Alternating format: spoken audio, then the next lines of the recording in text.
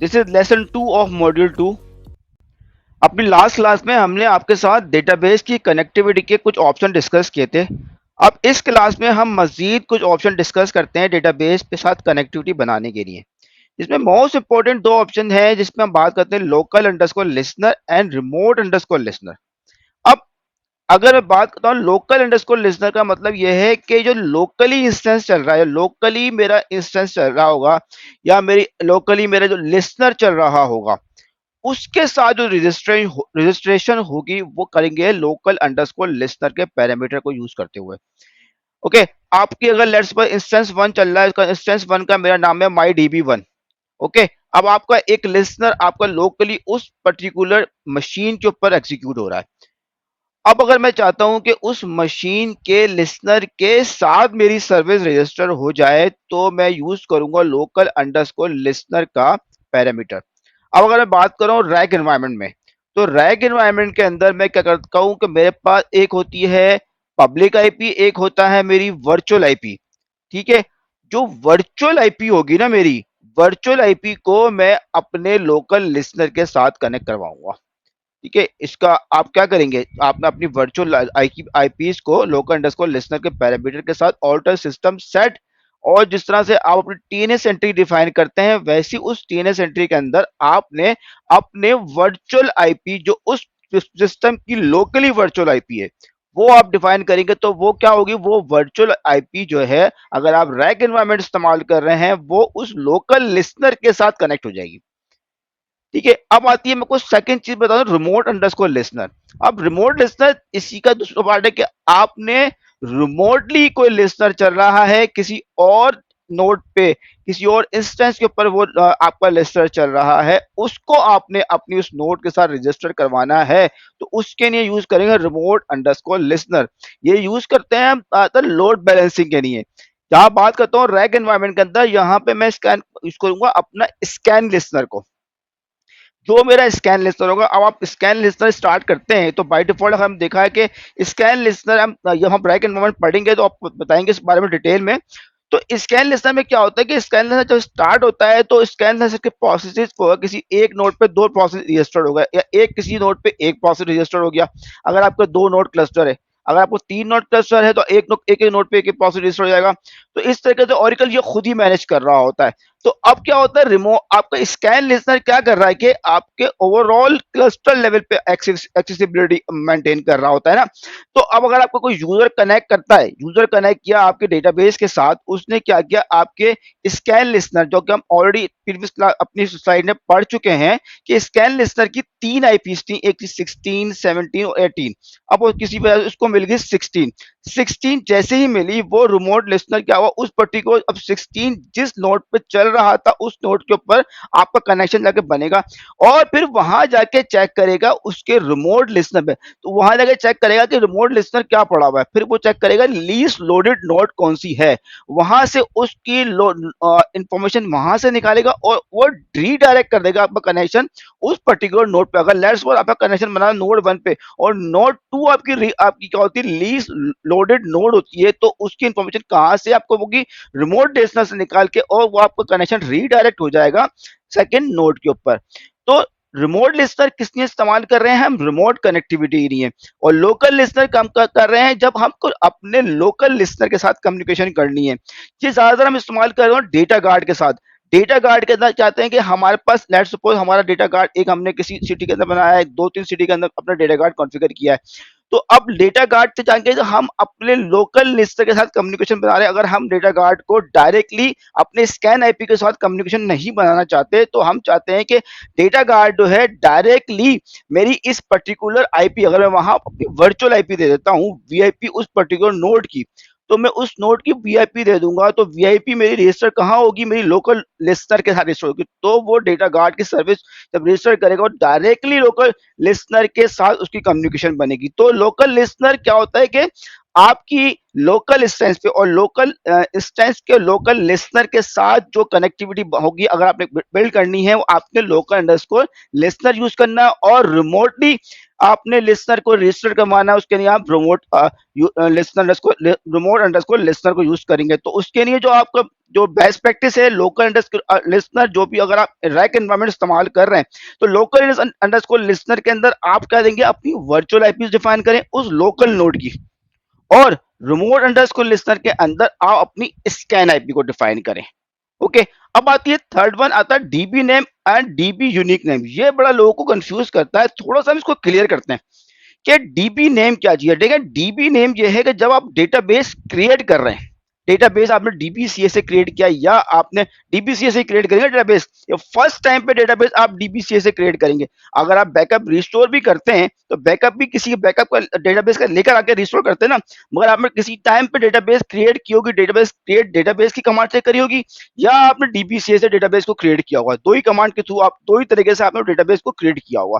फिर बाकी आप बैकअप लेकर कहीं रिस्टोर करते हैं, उस टाइम पे जो डेटाबेस का नाम होता है, जिस पे डेटाबेस का ओवरऑल स्ट्रक्चर चलता है, वो नाम होता है डीबी नेम। अगर लेट्स सपोज उस वक्त आपने डेटाबेस का नाम दिया था माई डीबी, ओके, अब वो डेटाबेस का नाम जाकर आपकी कंट्रोल फाइल के अंदर वो नाम रख देगा कि जी इस डेटाबेस का जो नाम है वो ये है। अब वो डेटाबेस का नाम आप ऐसे ही चलते हुए डायनेमिकली चेंज नहीं करते, उसका एक प्रोसेस है, उस डेटाबेस का नाम भी चेंज हो जाता है, मगर उसके लिए क्या होगी, आपकी कंट्रोल फाइल दोबारा क्रिएट करना पड़ेगी। तो अब आपकी कंट्रोल फाइल जब क्रिएट हो गई डेटाबेस की, तो आपका जो डेटाबेस का नाम है वो डिफाइन होगा, अब वो यूनिक नंबर होगा, यूनिक नेम होगा।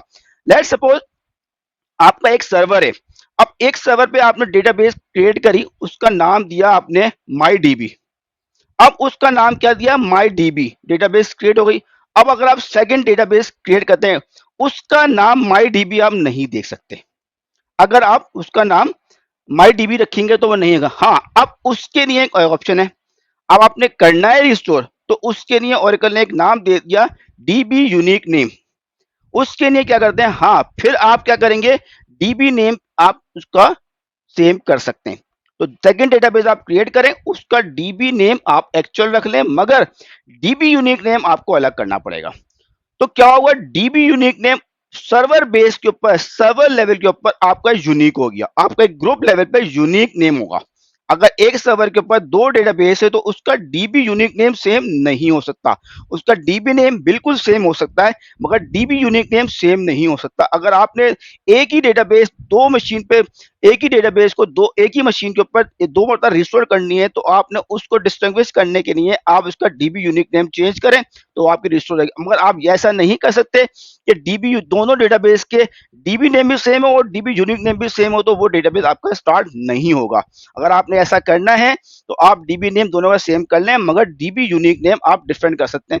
यही चीज आप डेटा गार्ड एनवायरनमेंट जब बना रहे होते हैं, और डेटा गार्ड एनवायरनमेंट आपने का लेट्स सपोज आपकी एक मशीन ए है, उसके ऊपर आपने बैकअप रिस्टोर किया, उसमें आपका डीबी नेम आपका क्या होगा, सेम होगा।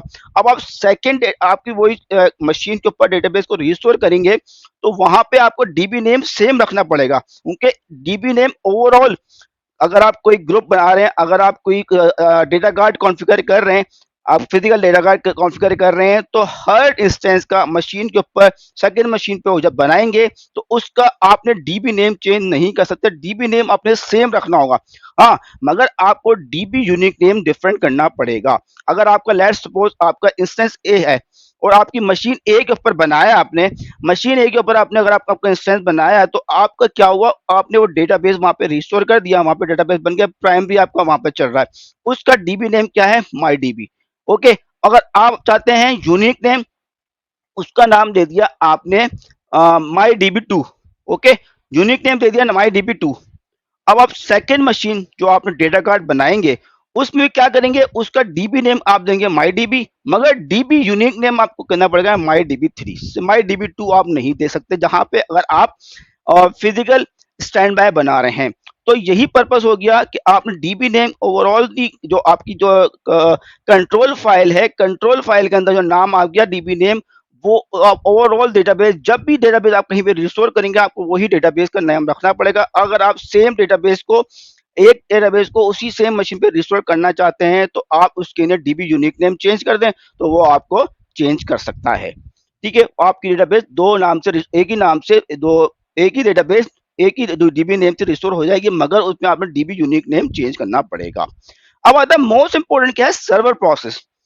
जैसे कि हमने बात करी कि सर्वर प्रोसेस का देखें, हमने जब भी और डेटाबेस का कनेक्शन बनता है तो एक यूजर प्रोसेस आता है लिसनर के पास, लिसनर के पास आता है और लिसनर पे पास आने के बाद ये चेक करता है कि जी उसकी आईपी क्या है, उसकी पोर्ट क्या है और उसकी सर्विस, डेटाबेस का सर्विस नेम या सिट चेक करता है। ये तीन चीजें लिसनर पे आके चेक करेगा। अगर ये तीन चीजें आपकी क्लियर हो गई, अगर आपकी तीन चीजें क्लियर हो गई तो क्या करेगा यूजर का प्रोसेस, लिसनर क्या करेगा उसको जाके एक सर्वर प्रोसेस के साथ कनेक्ट कर देगा। अब सर्वर प्रोसेस का क्या काम है, जाके दो चीजें वेरीफाई करेगा, जिसका आपका यूजर आईडी और आपका पासवर्ड वेरीफाई करेगा। अगर आपका यूजर आईडी पासवर्ड क्लियर हो गया तो क्या होगा, लिसनर वहां से हट जाएगा, यूजर प्रोसेस और सर्वर प्रोसेस आपस में कम्युनिकेट करेंगे और यूजर की रिक्वेस्ट को प्रोसेस करना शुरू करेंगे। अब सर्वर प्रोसेस जब भी यूजर कनेक्ट होगा, जब भी यूजर कनेक्ट होगा एक सर्वर प्रोसेस इनिशिएट करेगा। अब लेट्स सपोज आपकी डेटाबेस के ऊपर 10,000 यूजर कनेक्ट हो रहे हैं, 10,000 यूजर कनेक्ट हो रहे हैं, 10,000 कनेक्शन बना रहे हैं। यूजर कनेक्ट का मतलब कनेक्शन बना रहे हैं, एक कनेक्शन बना रहे हैं, एसक्यूएल प्लस से कनेक्शन बना रहे हैं या पीएचपी एप्लीकेशन से बना रहे हैं, डॉट नेट से बना रहे हैं, वट एवर आपकी एप्लीकेशन जो आप कोई डेटाबेस पे कनेक्शन बना रहे हैं, तो जब भी कनेक्शन बनाएंगे एक सर्वर प्रोसेस इनिशिएट हो जाएगा। अब अगर बात आती है कि जब मेरे पास अगर लेट्स सपोज एक साथ 50,000 यूजर कनेक्ट हो जाते हैं तो मेरे 50,000 डेडिकेटेड प्रोसेस बन जाएंगे। डेडिकेटेड जितने सर्वर प्रोसेस बन जाएंगे तो क्या होगा, अब उसके साथ जब भी मेरा सर्वर प्रोसेस बनेगा तो मेरा एक पीजे भी बनेगा।